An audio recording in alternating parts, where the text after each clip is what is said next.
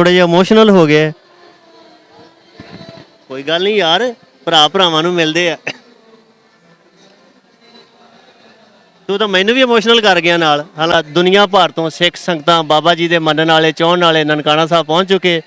साडे नाल देशां विदेशां तो आए प्राहुणे मौजूद आ, उन्हां नाल गलबात करदे आ कि उन्हां नूं ननकाना साहब पहुँच के किहो जिहा लग रिहा। सरदार जी सत श्री अकाल। ਵਾਹਿ ਖਾਲਸਾ ਵਾਹਿ ਫਤਿਹ ਜੀ।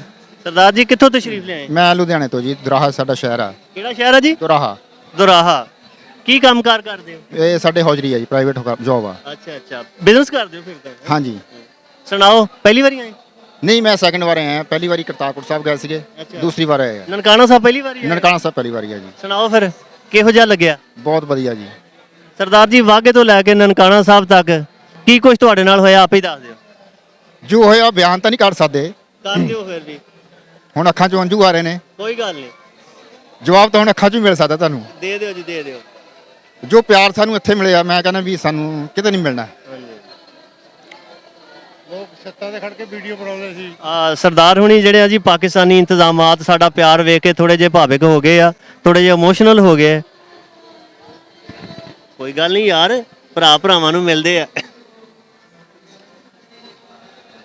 ਤੂੰ ਤਾਂ ਮੈਨੂੰ ਵੀ ਇਮੋਸ਼ਨਲ ਕਰ ਗਿਆ ਨਾਲ, ਹਾਲਾਂਕਿ ਅਸੀਂ ਤਾਂ ਹੁੰਦੇ ਨਹੀਂ। ਸਾਡੀਆਂ ਜੜ੍ਹਾਂ ਇੱਥੇ ਨੇ ਜੀ। ਹਾਂਜੀ ਜੜ੍ਹਾਂ ਸਾਡੀਆਂ ਇੱਥੇ ਨੇ। ਹਾਂਜੀ ਅਸੀਂ ਜੜ੍ਹਾਂ ਤੋਂ ਦੂਰ ਚਲੇ ਗਏ, ਹਾਂਜੀ ਪਰ ਕਈ ਵਾਰੀ ਖਿੱਚ ਪੈਂਦੀ ਅੰਦਰੋਂ ਹਾਂਜੀ ਕਿ ਉੱਥੇ ਜਾਈਏ। ਹਾਂਜੀ 10 ਸਾਲਾਂ ਤੋਂ ਸੋਚ ਰਹੇ ਸੀ ਨਨਕਾਣਾ ਸਾਹਿਬ ਜਾਈਏ, ਨਨਕਾਣਾ ਸਾਹਿਬ ਜਾਈਏ, ਪਰ ਇੱਕ ਦਿਨ ਸਾਡੀ ਬਾਬੇ ਨਾਨਕ ਨੇ ਸਾਡੀ ਬਾਹ ਫੜੀ ਆ, ਹਾਂਜੀ। ਅਸੀਂ ਇੱਥੇ ਦਰਸ਼ਨ ਕਰਨ ਆ ਗਏ।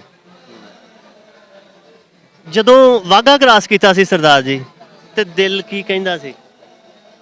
ਦਿਲ ਤੇ ਜਿਵੇਂ ਬਹੁਤ ਹਲਕਾ ਹੋ ਗਿਆ ਜਦੋਂ ਫੁੱਲਾਂ ਦੀਆਂ ਵਰਖਾਂ ਹੋਈਆਂ ਉੱਪਰ।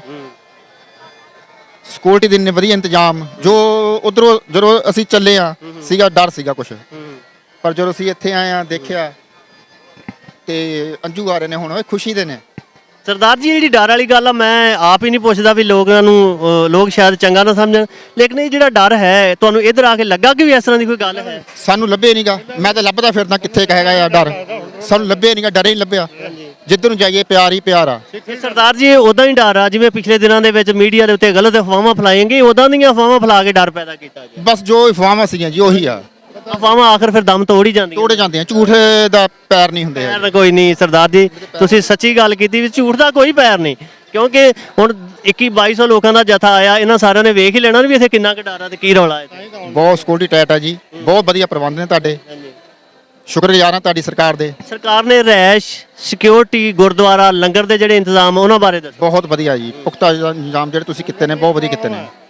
ਜਿਹੜਾ ਆਪਣਾ ਵਾਘਾ ਤੋਂ ਲੈ ਕੇ ਇੱਥੋਂ ਤੱਕ ਟਰਾਂਸਪੋਰਟ ਦਾ ਬੰਦੋਬਸਤ ਕੀਤਾ ਗਿਆ ਸੀ ਉਹ ਦੱਸੋ। 30 ਲੱਖ ਬੱਸਾਂ ਸੀਗੀਆਂ ਜੀ, 3 ਗੱਡੀਆਂ ਦੇ ਮਗਰ ਤੁਹਾਡੀਆਂ 2-2 ਸਿਕਿਉਰਿਟੀਆਂ ਸੀਗੀਆਂ। ਐਨੀ ਸਿਕਿਉਰਿਟੀ ਦਾ ਮੈਂ ਕਹਿੰਦਾ VVIP ਨੂੰ ਨਹੀਂ ਹੁੰਦੀ ਜਿੰਨੀ ਸਾਨੂੰ ਮਿਲੀ ਆ। ਬੱਸਾਂ ਦੀ ਹਾਲਤ, ਕੰਡੀਸ਼ਨ ਬਹੁਤ ਵਧੀਆ, ਲਗਜ਼ਰੀ ਬੱਸਾਂ ਲਗਜ਼ਰੀ ਸੀਗੀਆਂ, AC ਸੀਗੀਆਂ। ਤੇ ਫਿਰ ਜਿਹੜੇ ਰਸਤਿਆਂ ਤੋਂ ਗੁਜ਼ਰ ਕੇ ਆਏ, ਰਸਤੇ ਕਿਹੋ ਜਿਹੇ ਸੀ? ਰਸਤੇ ਤਾਂ ਇਹ ਸੀ ਕਿ ਜਿਵੇਂ ਨਾ ਅਸੀਂ ਪਾਣੀ ਤੇ ਚੱਲਦੇ ਹੋਈਏ, ਇਹੋ ਜਿਹੀ ਸੜਕਾਂ ਦਾ ਜਿਹੜਾ ਨਿਜ਼ਾਮ ਆ ਤੁਹਾਨੂੰ ਦੇਖ ਕੇ ਬਹੁਤ ਬਹੁਤ ਵਧੀਆ ਆਨੰਦ ਆ ਗਿਆ। ਹਾਂਜੀ, ਮੋਟਰਵੇ ਪਸੰਦ ਆਈ ਫਿਰ? ਬਹੁਤ ਹਾਂਜੀ, ਬਹੁਤ ਚੰਗਾ। ਤੇ ਹੁਣ ਕਿਹੋ ਜਿਹੀਆਂ ਯਾਦਾਂ ਲੈ ਕੇ ਜਾ ਰਹੇ ਹੋ ਸਰਦਾਰ ਜੀ ਫਿਰ? ਅਸੀਂ ਪਿਆਰ ਲੈ ਕੇ ਜਾ ਰਹੇ ਹਾਂ, ਬਹੁਤ ਜ਼ਿਆਦਾ ਪਿਆਰ, ਹਾਂਜੀ ਹਾਂਜੀ, ਬਹੁਤ ਜ਼ਿਆਦਾ ਪਿਆਰ ਲੈ ਕੇ ਜਾ ਰਹੇ ਹਾਂ ਅਸੀਂ। ਚਲੋ ਜੀ, ਜਿਉਂਦੇ ਵਾਸਤੇ ਰਹੋ, ਖੁਸ਼ ਰਹੋ। ਵੇ ਖਾਲਸਾ ਵੇ ਫਤਿਹ ਜੀ। ਜਲੇਬੀਆਂ ਮੇਰੀ ਕਮਜ਼ੋਰੀ ਆ, ਮੈਂ ਜਲੇਬੀਆਂ ਖਾ ਲਈ ਇੱਕ। ਸਰਦਾਰ ਜੀ ਇੰਟਰਵਿਊ ਕਰ ਲਓ, ਜਲੇਬੀਆਂ ਤੁਸੀਂ ਖਾਂਦੇ ਹੀ ਰਹਿਣਾ। ਇਹ